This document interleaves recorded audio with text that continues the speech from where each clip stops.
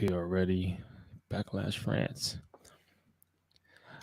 All right, here we go. 3, 2, 1. Graham Matthews, Bleacher Report, FanSided, Daily DDT. My man, how you doing? Doing great, brother. How about you?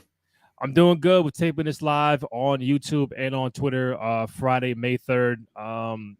If you're just watching us for the first time, you can follow us on Twitter at Randy J. Cruz, RENDY, letter JCRUZ. My boy Graham at WrestleRant. YouTube.com/Cruise Control Podcast. Go ahead, download, rate, comment, like, subscribe, thumbs up, all that good stuff. Show some love and support for your boys on the program. Also on TikTok at 2 out of 3 Falls Pod. We really appreciate your support. Any questions or comments you got during this the time that we're on, put in the chat. We'll get to it on the air. So, Graham, we got Backlash tomorrow. We have the draft that was completed early in the week. We have rumors about what was supposed to happen at WrestleMania 39. Where WrestleMania 41 will take place. It's a lot going on. Omega is back in AEW. So I'm going to start off with Backlash. I'm going to get the card up right now. Again, tomorrow, Backlash, only 5 matches on the card. That's kind of our wave of a show. Just, 5 matches, get right to it. So we have a tag team match, Randy Orton and Kevin Owens against the Bloodline, Solo Sikoa and Tama Tonga. Kabuki Warriors will defend the tag titles against Bianca Belair and Jade Cargill. Bayley will defend her women's championship against Naomi and Tiffany Stratton. Damian Priest will defend the World Heavyweight Championship against Jey Uso. And Cody Rhodes, the new champion, will defend his title against AJ Styles. So talk to me a little bit about Backlash. Are you excited? And what are you most excited to see on this card? Listen, I think it's a pretty average card, honestly, for the most part. Had this been taking place in the States in like Providence, Rhode Island, which is actually where Backlash was 2 years ago, I was there, it would be a pretty average show. It's a Backlash show. Usually the Backlash shows are pretty average shows. We're coming off of Mania. They're starting new storylines, sometimes featuring fallout from Mania. That's not actually the case with this card, though. To my knowledge, of all the matches you read off there, none of them are kind of carrying over for Mania, aside from maybe Damage Control and Jade and Bianca. It's not the exact same match, obviously. This one's for the tag team titles. But for the most part, we're kind of starting anew. The big kind of a drawing point of this pay-per-view, appealing part of the pay-per-view, is the crowd. They're in Lyon, France, another international event, which is what we've kind of been accustomed to in the past year and a half between Cardiff, Wales. They're going to be in Scotland for Clash of the Castle in June. Saudi Arabia obviously has been a pretty regular thing in recent years, but they've had a lot of different shows. London for Money in the Bank last year. They're going to be in Germany a little bit later on in the year. Canada, we've had several shows there. Elimination Chamber, they're going to be there for Money in the Bank in a few months. So this is another one of those installments. The crowd really is what makes these shows. Elimination Chamber, I think, is a prime example of that. That was a pretty basic show. Had that happened at any average city here in the States, it would have been a pretty middle-of-the-road show, which is fine. Not every show is going to be a home run or a disaster. You're right. I'd rather have a decent show over a show that's a creative catastrophe like the ones under Vince McMahon a few years ago.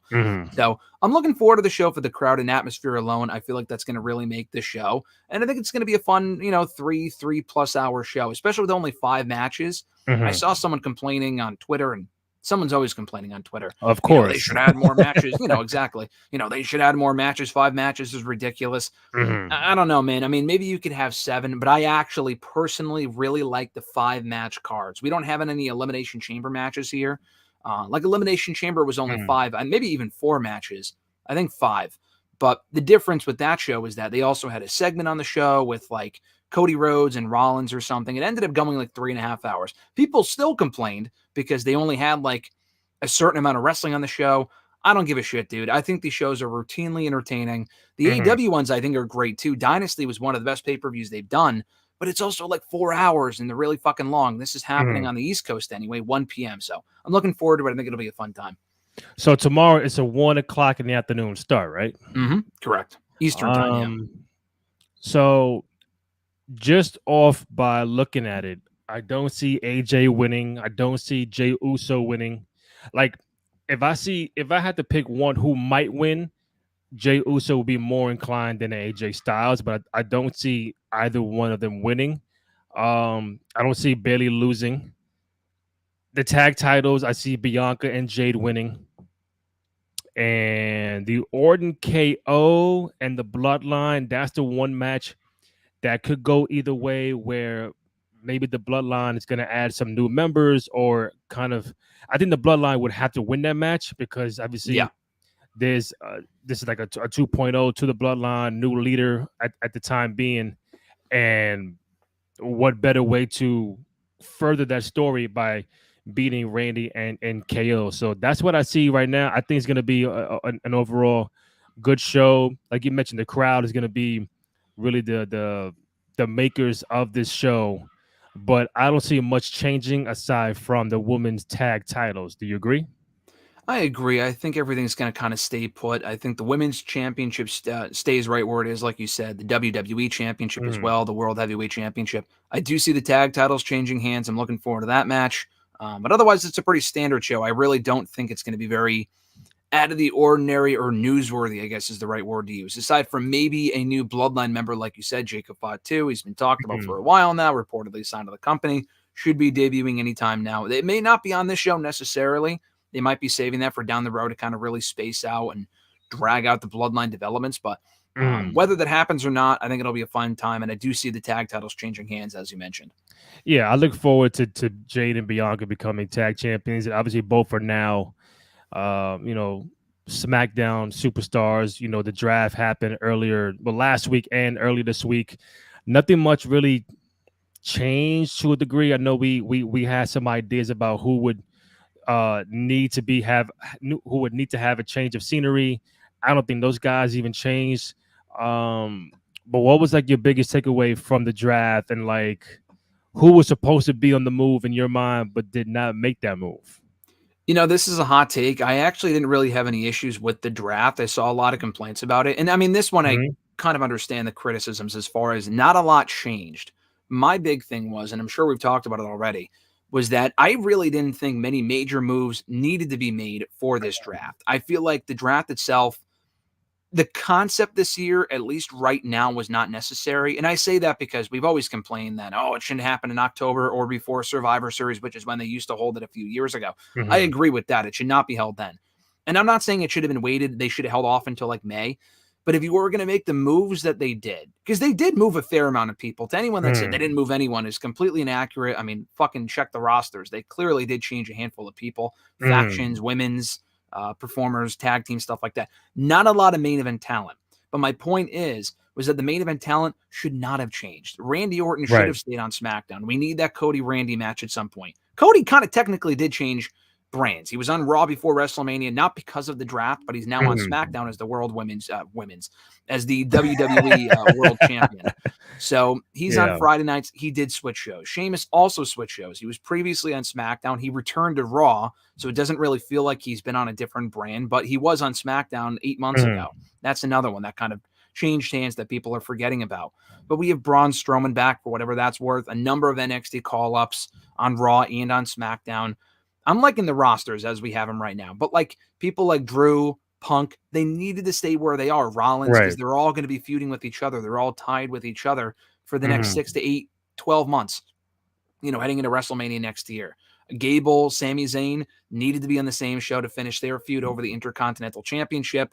It's a lot of stuff like that. LA Knight, same thing. I thought he might go to Monday nights. I'm glad he didn't, though, Mhm. because I need him. I need to see him beat Logan Paul for the United States Championship. I don't see him winning the Intercontinental Championship anytime soon on Raw. He needs to be the one to beat Logan Paul for that belt on Fridays. So a lot of these moves I was completely okay with. The idea that people get drafted to a show that they're already a part of is kind of goofy. They do need to tweak Yeah. the concept for future years. But beyond that, though, I really didn't have an issue with the draft because I think it played out pretty much exactly as it should have. I mean, if I could change anything with the draft, like again, if you're trying to make it like a real NBA NFL draft, Mm-hmm. there's never in the history of a draft where, let's say, all right, let's say for example, LeBron, right? If he's already a Laker, they're not gonna say, all right, the Lakers select LeBron James. Like, all right, we already know he's on the fucking Lakers. Why? Mm-hmm. Like the draft for the pro wrestling aspect, it could just be, listen, all right, we're only going to announce people who changed Mm-hmm. or any trades that might go down, not repeat the people who are already on the show. Mm-hmm. I mean, again, they can go many different ways. I know they're trying to be like the more real style of a draft and everything. I get it. But Yeah, it's like some could that's say, exactly. Yeah. why do this 2-3 night event if nobody's really changing unless you're doing a trade, a switch, or an actual call up from NXT, which were a few. But aside from that, it was just more like, all right, we're gonna announce this draft, get the viewers chime in, but we're not really gonna change much because you already know certain people were not gonna change. Yeah, no, I mean, I think just tweaking the concept to kind of make it more like people are actually switching shows, like you said, I feel like would Mhm. make more sense. They used to do that back in the day, but it was a different idea. So, like 10, 15 years ago, what they would do was, as you know, they would have the battle for brand picks, and then that way people could switch shows, the draft, the lottery. It was exciting from a fan standpoint, but when you really think about it, it made no fucking sense Mm. because, like, the Lakers and whatever the Knicks are not battling for draft picks. I mean, Yeah. the way WWE is not like other sports. I understand that, but they're trying to be like other sports with like the draft aspect of it. You got to find a happy middle ground, though. I think the way to go, and I may have mentioned this a moment ago, I don't remember, but just doing trades. I mean, you said it yourself, just doing trades. I don't know if you make it a 3-hour draft special. I mean, Raw's already 3 hours, but Mhm. I don't know if you tout it as like the draft, just off screen, or do it in backstage segments or as its own standalone thing on Peacock or the network, Mhm. whatever. Do trades. And it doesn't have to be major trades. It doesn't have to be McIntyre for Cody Rhodes. It can be people like Braun Breaker for Sheamus and stuff like Mhm. that, or Braun Breaker for Andrade. It Right. can be simple stuff like that, or just sprinkling it throughout the year, which is kind of what we've already gotten in the last number of months, which is why, again, I didn't need to see the rosters dramatically change because in the last 6 months alone, they've already called up Tiffany Stratton, Braun Breaker, CM Punk has returned. They put him on Raw. Randy Orton returned. They put him on SmackDown. Andrade came back. They put him on SmackDown. Naomi, same thing. These all happened without the draft. Yeah. These all happened right before the Royal Rumble. You can continue to do that throughout the year without making a big deal about the draft. I love the idea of a draft, but if you're not going to make people switch shows during said draft, it kind of Mhm. does defeat the purpose. So I think, again, finding that middle ground of what makes sense and also getting the GMs more involved. Like they had the War Room stuff, which I know is NFL inspired. I get that. But Yeah. like when you have fucking Teddy Long in there, who is not a regular character on the show anymore, in the SmackDown War Room on Friday, in the War Room on Monday for Raw, it makes no fucking sense at all. Like, why would Mhm. he give a shit who ends up where? Why does he have a say in storyline? Who ends up where? That makes no sense. So they just need to do a better job of that going I mean, forward. yeah, they did a lot of throwback. Like Teddy Long was there, JBL Yep. was there. Bubba Ray was in the war room. I think Yep. both Dudleys were in the war room. So Stephanie McMahon come back and do a couple picks for the draft, and I mean that's always cool to bring those back because obviously they were involved when the draft was really like popping back in Mm-hmm. 02 or 3 or 4, whatever. So good thing to see that. I did want to harp on Backlash real quick. One thing about I think it was Cody. I kind of lost my train of thought, but um, like just trying to figure out the obviously because social media is gonna be like, well, look at Cody. He's been champion for 1 week and the ratings go down. Like it's funny because again he just been champion for a couple weeks. Let's Mm-hmm. relax. There's Yeah. no Rock. There's no Roman. This usually happens during post WrestleMania. You got a lot of playoffs coming on, NHL, NBA. I get it, NFL draft. So Mm-hmm. it's gonna come back up. But just off what you've been able to see, I know he's wrestled one time against Carmelo Hayes. Um, that was on SmackDown, right? That was on SmackDown SmackDown. last week. So Yeah. only one match for him, but he got AJ tomorrow. But what have you been able to see from Cody, just as far as promos, as far as attitude, the look, and just the crowd reaction about, okay, this is your new world champion right now? Yeah, I mean, like you said, this happens every year, whether it's Yeah. justified or not. Like, oh, we're in a post WrestleMania lull because it's not WrestleMania. We don't have Right. The Rock around. We don't have the bigger stars around. That happens every single year. Now, if we get to I mean, it was going to happen anyway, even if it wasn't April or May. Come August, people will still be complaining, or even more so than about Cody Rhodes. Not the majority of people, but there will be those. And we already knew this was coming even before Mania, before he became champion, which is why you need to completely ignore that shit and put the belt on him anyway, just because people are going to say, oh, he's, boring as champion. The reign's a failure. Yeah. Now, I can't imagine in any way this reign would be a failure unless he was out there on TV losing every fucking week. I mean, I have seen far worse world title reigns in this company than what we've seen from Cody Rhodes so far. The promos are not going to be as emotional or as impactful as they were a month ago, because he doesn't have the same history with AJ Styles as he did with Roman Reigns. It's just nothing will beat that. That might be one of the best, maybe not best builds, but like best Mania matches of all time. It will be extremely difficult to follow up on that accordingly. And I'd rather get what we're getting right now with him and AJ than what we got. And it was a decent feud, but like with him and Brock, it went on for fucking months. And it was the same shit every week. That was when Vince was kind of still involved. We can't have that with AJ and other people feuding with Cody Rhodes. It needs to be a better run, better matches, stuff like that. Although the Cody Brock matches were pretty decent and the last one was really good. But yeah, come August, people will be complaining about Cody Rhodes anyway. It's far too soon to be complaining and have a justified take on it, because it's only been a fucking month. He's had one match. He worked an NXT call-up. It was a very fun match. He made him look good in defeat. The promos are what they are. They're building towards the AJ match. Is the most exciting build of all time? No, but it doesn't need to. You have a champion, a challenger, the match should deliver. That's all that really matters. If you're not looking forward to it, that's fine. I don't blame you. But you can't sit there and say the reign's been a failure. It's been less than 4 fucking weeks. Exactly. You got to give it a little bit more time than that. So that's typical wrestling fandom for you. That doesn't really surprise me. I mean, listen, that's your typical Roman fans, Bloodline fans, The Rock. I get it. Just to put a quick bow on the draft, I have it right here. So obviously, I'm gonna scroll through here. So, Raw, they keep Imperium. SmackDown kept Jade Cargill. I mean, it's smart because you put her on SmackDown months ago.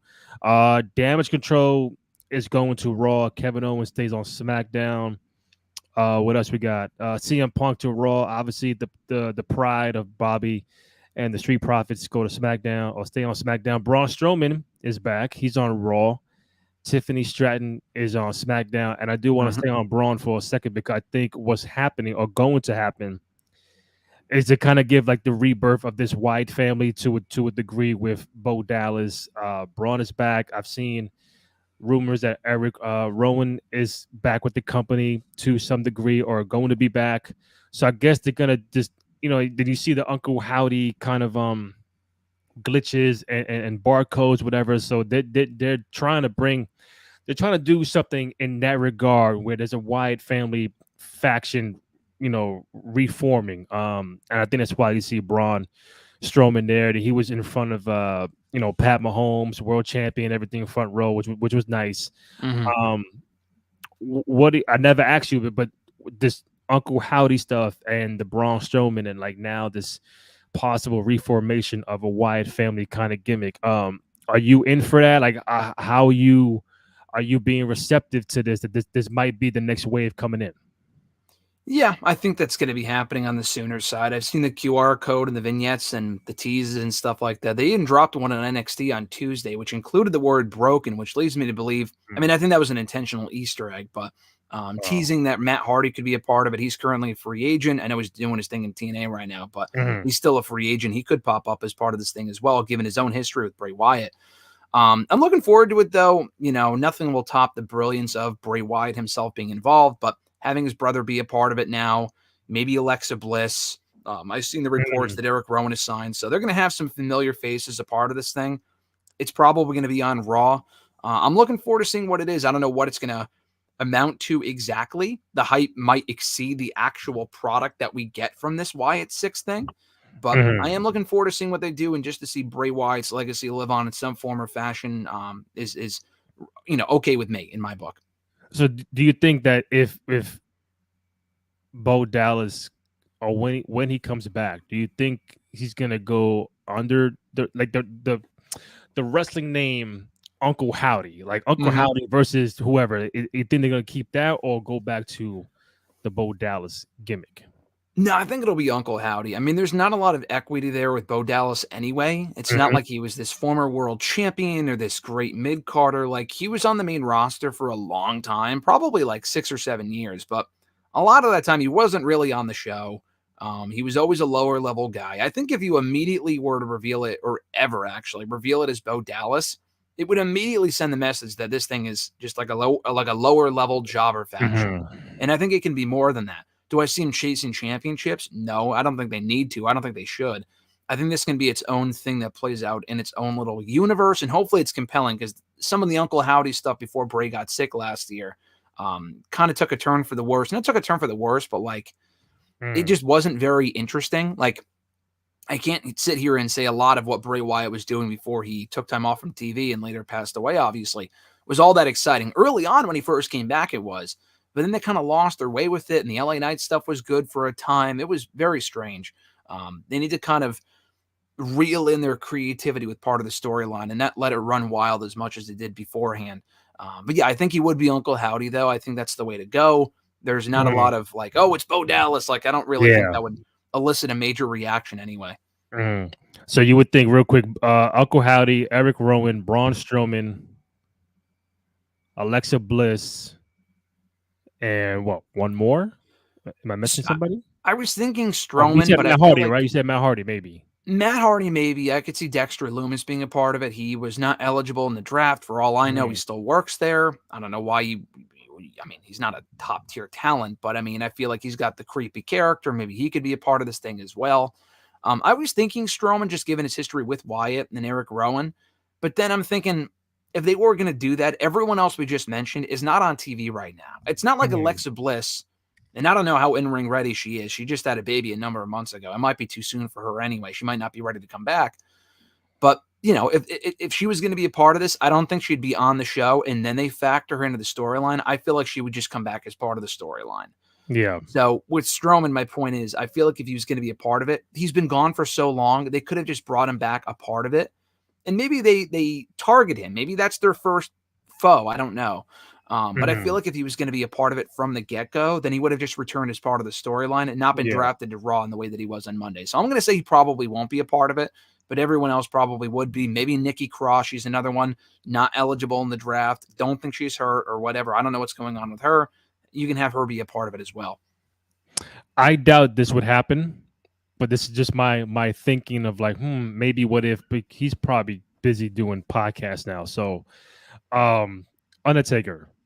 And I know there's been a lot said about how, you know, Taker really respected Bray and looked at Bray as like, you know, he could have been the guy to take down my undefeated streak at WrestleMania.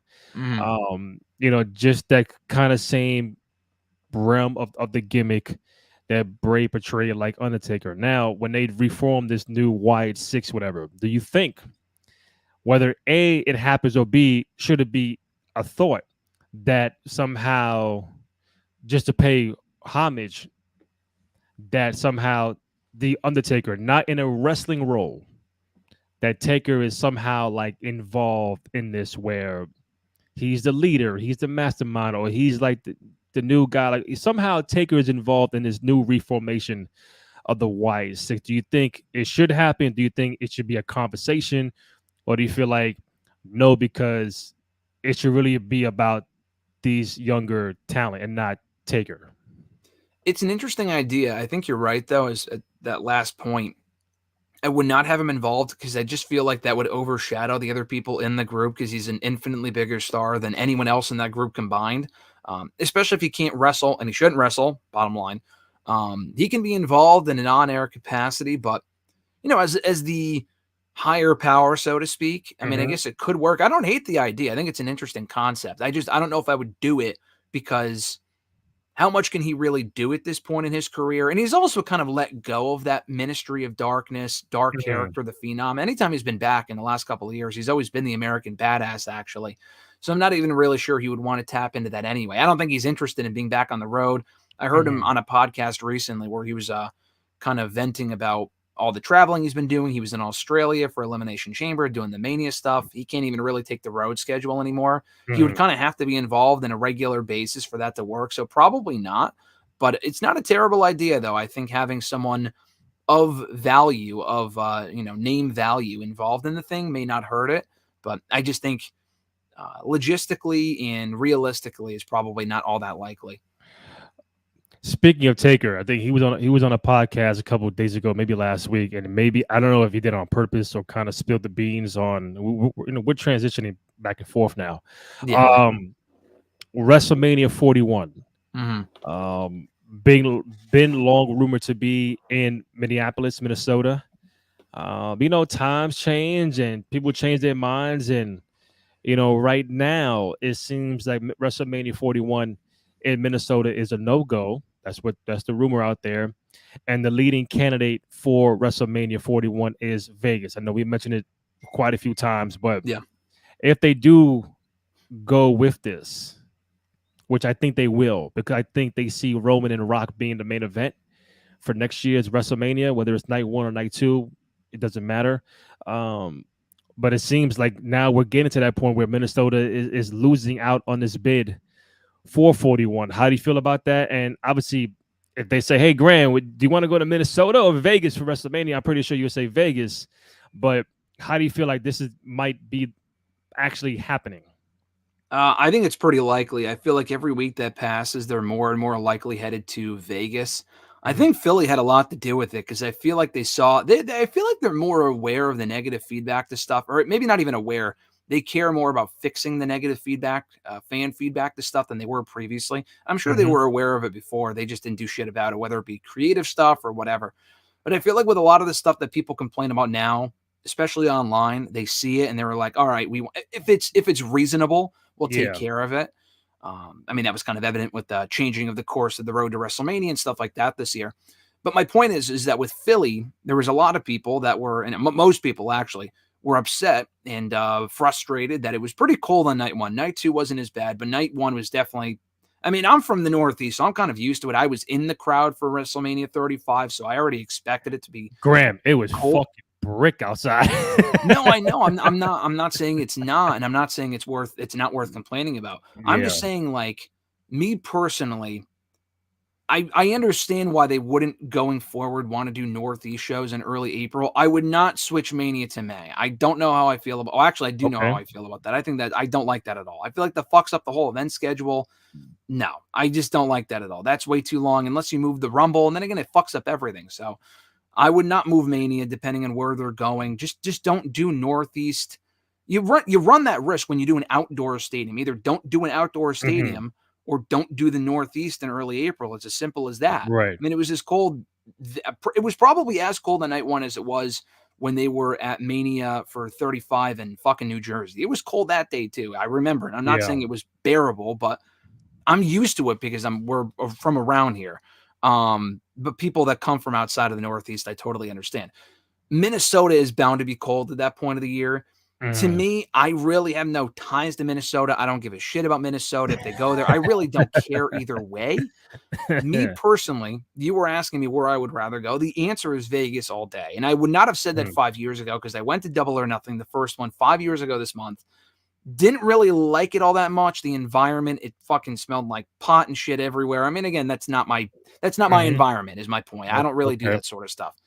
But I did go back a couple of years later for SummerSlam when WWE had it there in 2021.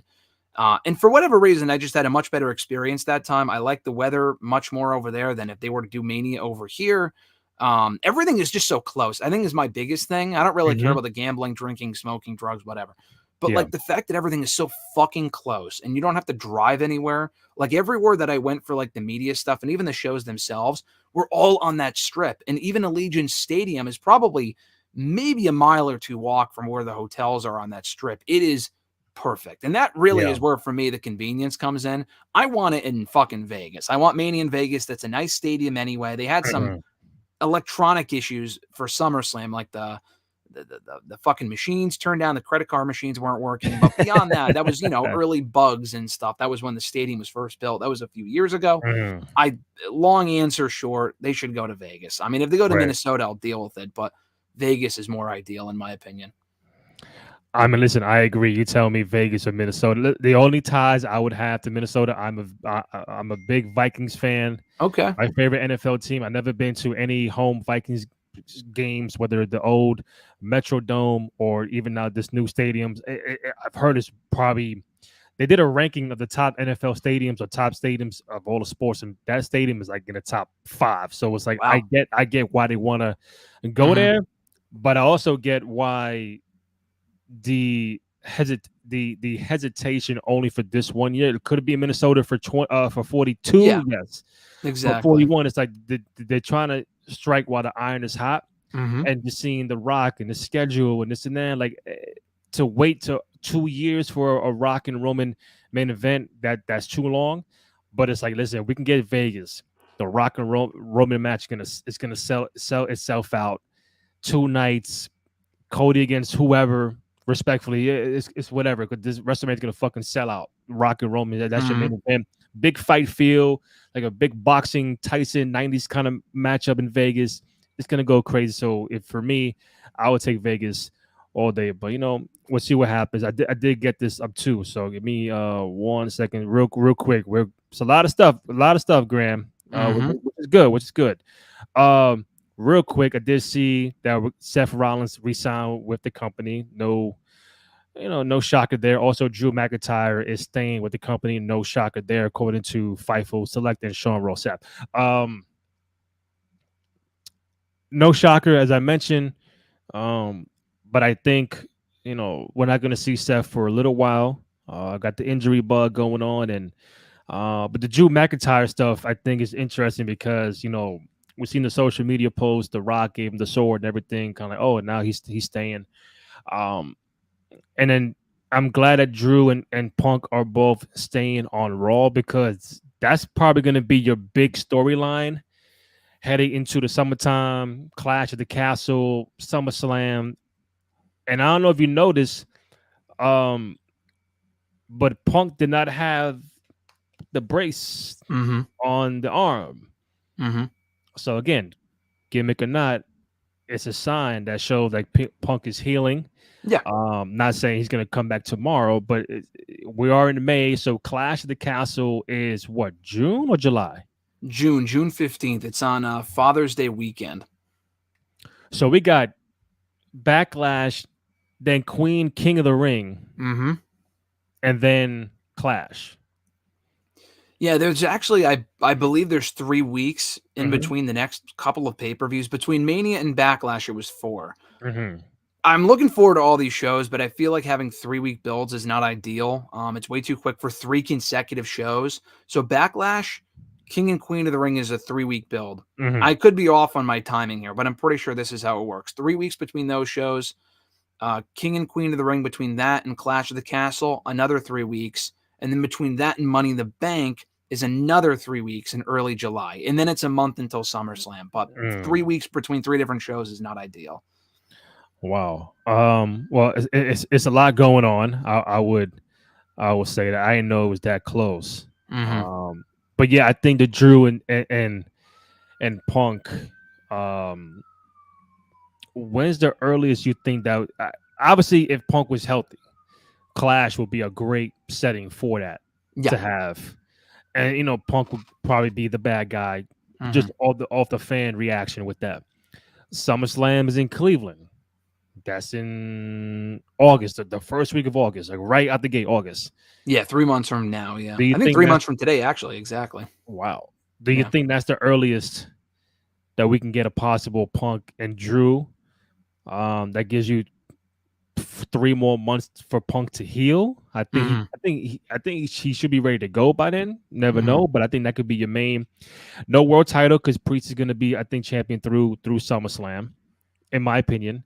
But I think that's the biggest story you got going into summertime. What do you think?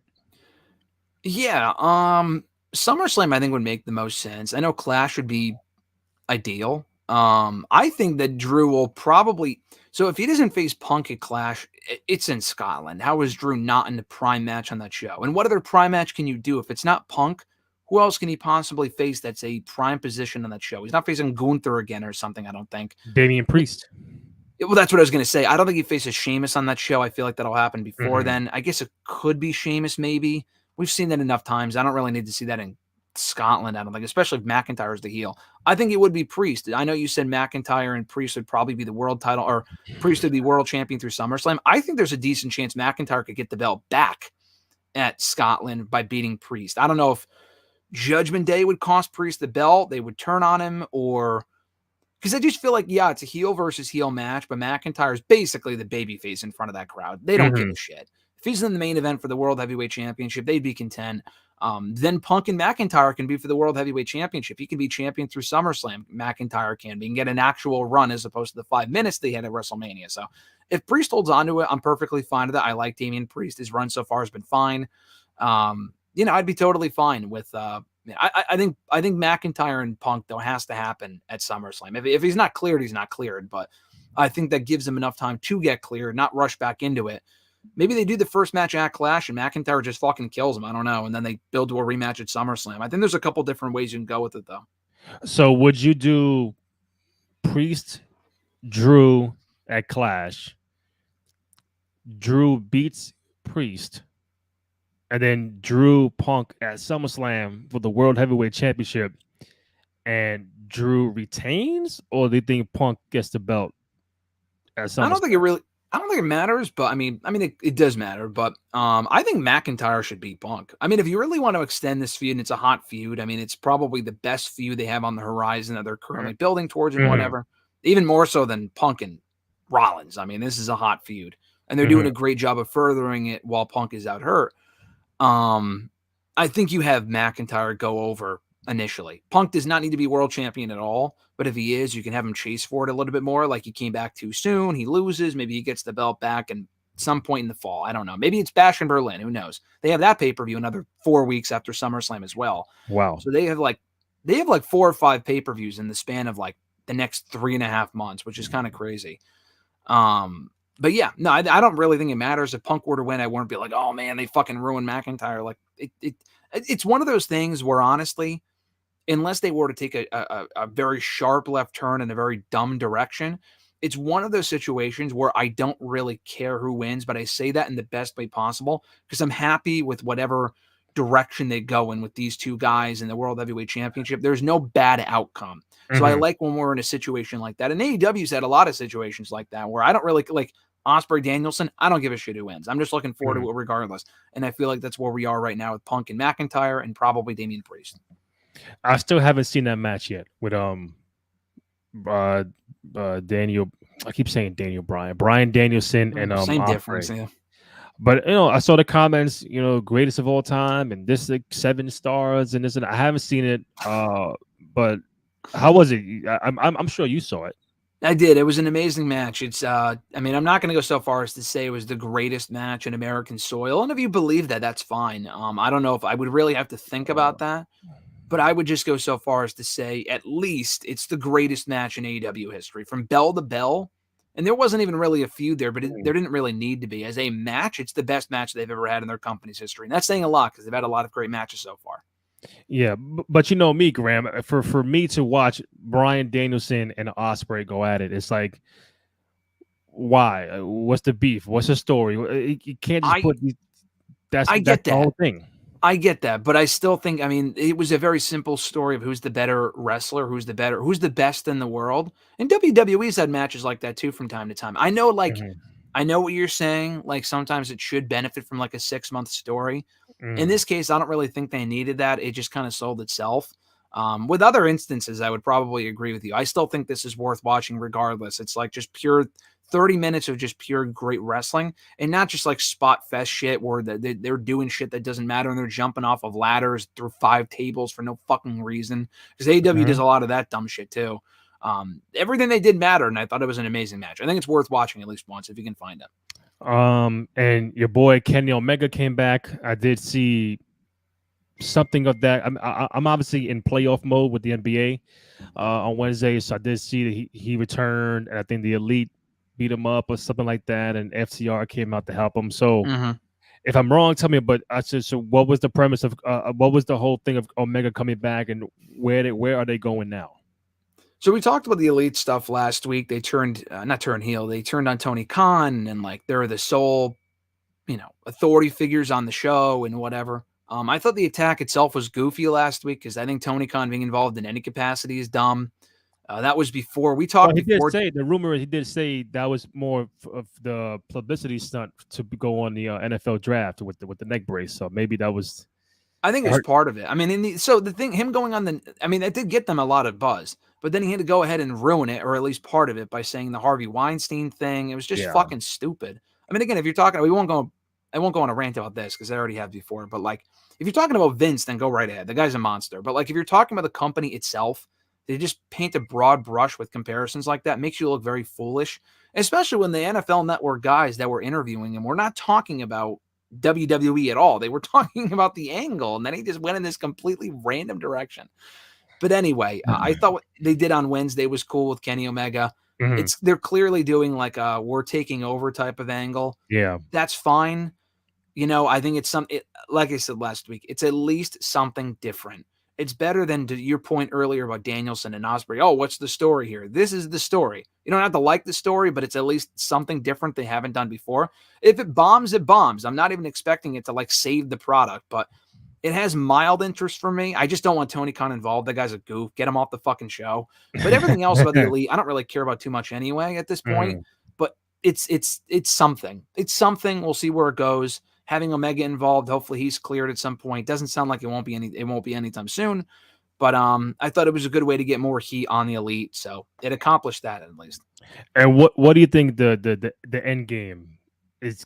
Like Omega taking down the Elite. He was once Mhm. part of the Elite World Champion, and he's gonna take him out all by one. Is he's gonna get Hangman to join him and FTR to take out the Elite? Like, what's the if you were writing the show, like, what do you think the end game is for this storyline? You got to build the Elite up as an unstoppable force for a while before you can have anyone attempt to stop them, like an Ospreay, or honestly, it would probably be MJF, I would think, Mm-hmm. because Ospreay would make sense, but MJF is the one that really embodies AEW. Ospreay just got here. Why the fuck would he give a shit? I mean, he could face those guys in the Elite, but I think MJF is really the one that would be protecting AEW as a babyface from the Elite. So, Mm-hmm. I mean, them getting an interim or permanent on-air authority figure, I think would help because they mention Tony Khan all the fucking time. It's so obnoxious. And like Yeah. every time they show him, he does an awful job. I mean, I respect the guy as literally everything else, but as an on-air character, he's terrible.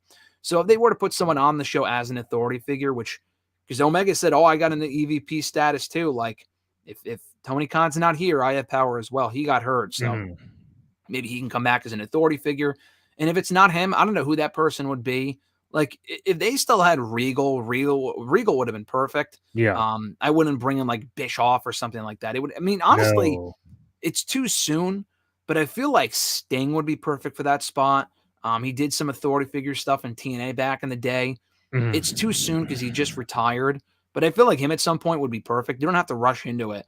But yeah, I think the end game, hopefully, is to get other people over. I mean, that's the whole point of any heel faction, I would think, is to have the big conquering babyface, like the Bloodline. I mean, they helped get Cody Rhodes over to the next step, and even Jey Uso to a certain extent, and people like that. Mm-hmm. You need that with the Elite. Hopefully, they can put over the next either Ospreay or MJF's already there, but like, Swerve's already there too. As long as they kind of put together a babyface faction to oppose them, probably in a blood and guts match, which would be the end game to your point, Mm-hmm. is probably where I see this heading. Before I go to my last point, just saw a YouTube comment. Never compare WWE to someone from Hollywood. Yeah, that's your man Tony Khan. Thank you, Noob and Code TV for the comment. Oh yeah, I mean Tony Khan just he got some buzz. I get it. NFL drafts, the Elite beat him up. Now I was like, oh, I gotta check in Dynamite to see what's going on. Then he goes on that rant, and it's like, like He just can't help himself. no. He just can't help himself, dude. Now someone gotta take his phone away from him. Seriously. Before I do let you go, one of the big things I did want to bring up because it keeps getting brought up. So right here, I keep seeing this from Dave Meltzer, and you take it how you want it, but because it's weird because last week I saw that Hunter and Vince were on the same page about making Roman Reigns defeat Cody Rhodes last year because it's better for the character, for the story. But now it's saying that Roman and Paul Heyman convinced both Vince and Triple H last year to make the change. They felt it'd be more beneficial in getting people involved. Like Jey Uso and Solo over, and make Rhodes a bigger star to hold off the switch for a year.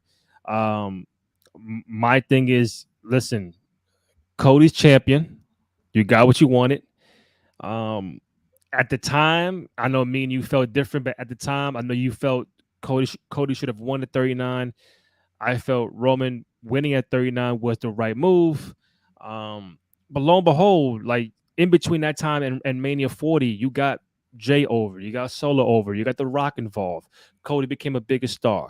Um, you know, Jimmy to a degree, like they morphed into different storylines. Sami Zayn, like you morphed different characters to be household names, and Cody became champion at 40 with everybody running in and getting involved. So I'm like, why does 39 keep getting brought up? Like, okay, if Vince and Hunter changed it, like, so fucking what? Like that shit happens all the time. Like for me, it was beneficial for both Roman and Cody that they waited a whole year, because that's the build you wanted with the story and everything. I get it, but why do you think this keeps getting brought up like it matters right now?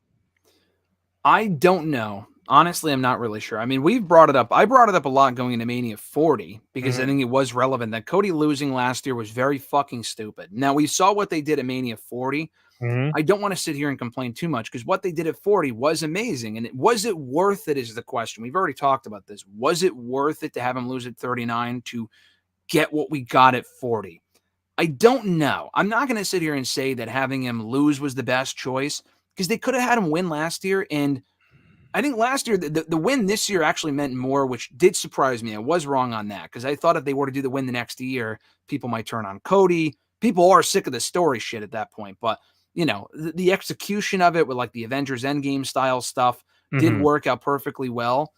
But if Cody won last year, he still would have been a successful champion. He still would have gotten a great reaction. I'm not going to sit here and say just because he lost, oh, it was the best thing ever. I don't know about that. I feel like you could have gone either way and it would have been fine. It did end up working out, yes, but he could have won last year and it would have been okay. My point is that going off of that report, I don't know who made the choice. I mean, obviously it was a Triple H choice and Vince because they were running it at that point. Whether Roman and Paul Heyman were instrumental in that decision being made or not.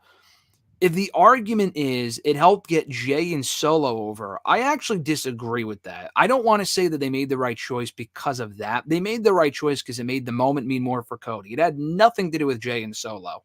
Solo is no more over. I mean, he is at the head of the bloodline shit with Roman being over now, which is cool. They could have done that last year.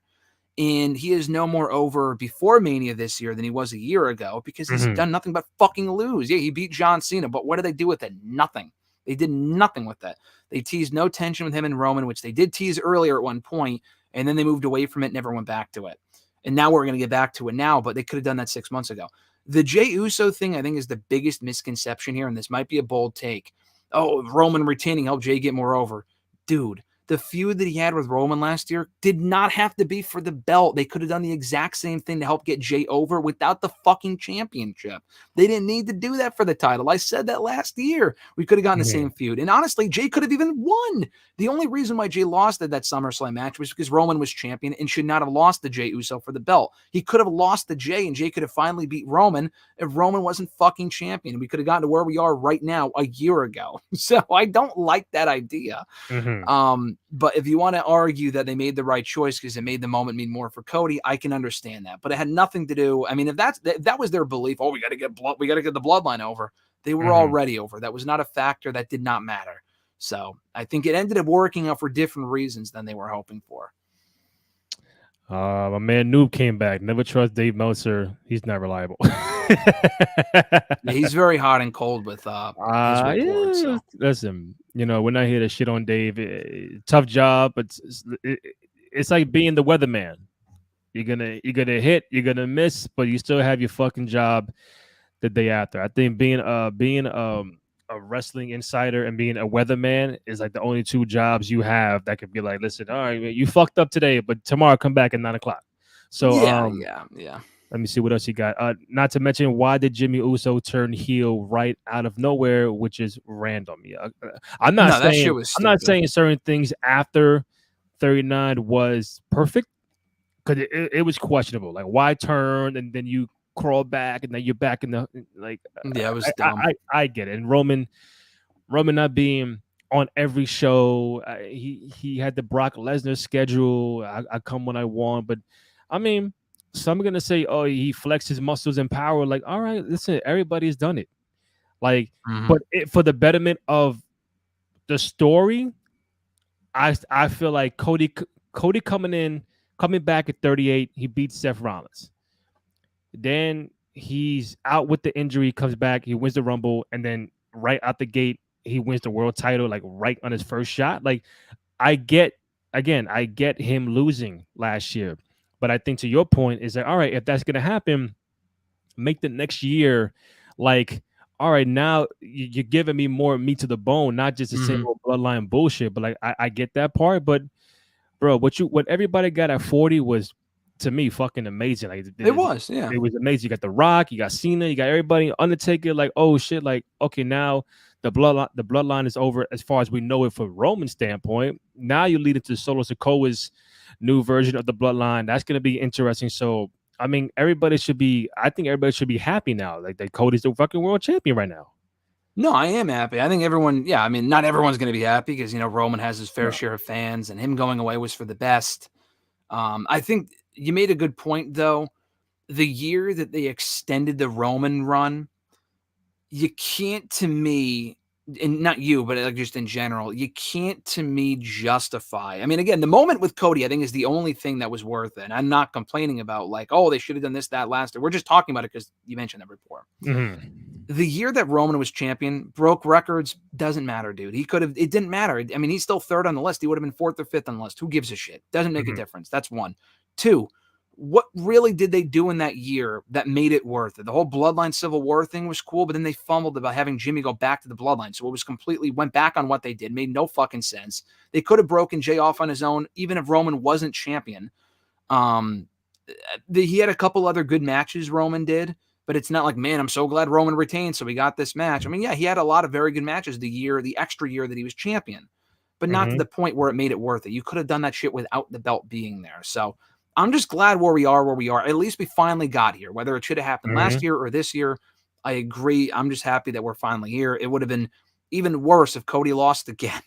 I know you disagreed at the time. I know you disagreed a month ago, but at least we're finally at this point and we can move on. And the developments in the Bloodline story that we're now getting are worth it and compelling. And Mm-hmm. Solo Right. is on top, which is interesting and change of pace for him. Jay's still doing his thing on Raw for now. Jimmy getting booted, that was necessary. Tama Tonga's coming in. Jacob Fatu's coming in. Where was Mm-hmm. this fucking development a year ago? We got some development with the Usos breaking off and then Jimmy and Jay doing their shit, whatever. But we needed this shit a year ago because it was about a year too late. But at least we're finally getting it now is the point.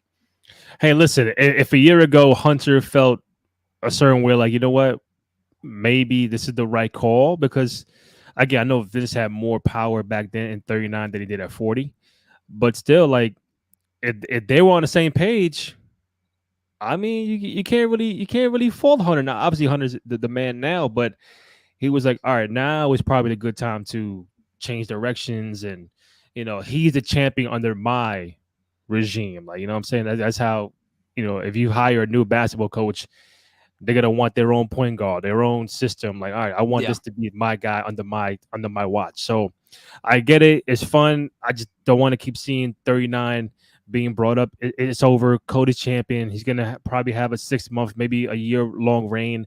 We'll see what happens. I don't want to take up too much of your time, but tonight is SmackDown. Tomorrow is Backlash.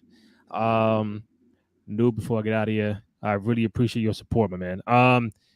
If you want to make the Bloodline Civil War interesting, throw in Naomi and Nia Jax into the storyline. So I think me and you did actually say, like, getting a female on each side Mm-hmm.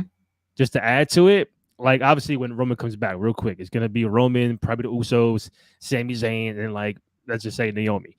On this side, you have Tonga, Solo, Jacob Fatu, somebody else maybe, and then Nia Jax. Like, if you're gonna do that, okay, now it's a different conversation. But I don't want to bring up more about that now. I know we got to run. So real quick, Backlash tomorrow. Hope you enjoy. It's 1 o'clock in the afternoon. I'm not sure if we'll do a post afterwards because you're a very busy guy. I would love to do it, but if you change your mind, if you're around, let me know. We could do a Backlash post right after. If not, we'll be back sometime next week. You doing any new articles recently? What's down the pipeline? I talked to Tiffany Stratton this week ahead of Backlash, ahead of our WWE Women's Championship match at the pay-per-view. So check that out over on Daily DDT. Videos out there as well. Yeah, Tiffany Stratton has a lot to say about her main roster run so far, and she was great to talk to. So relevant to Backlash, I suppose. Nice. Follow Graham Matthews on Twitter at WrestleRants, as you mentioned. FanSided DDT. Also for Bleacher Report. From myself, Rainy J. Cruz, RENDY, letter J CRUZ on Twitter, TikTok, Instagram, all that good stuff. Again, follow us on YouTube, youtube.com/Cruise Control Podcast, 2 out of 3 Force Pod, also on TikTok and Instagram. Really appreciate anybody who's been watching. Got over 110 views here. Any comments through the Twitter and YouTube, we really appreciate it. Graham Matthews, always a pleasure, man. Love you, bro. I know we'll chop it again either tomorrow or sometime next week. Appreciate it, brother. Much love. I'll talk to you soon. All right, man. Take it easy. You too. Bye. All right, bet.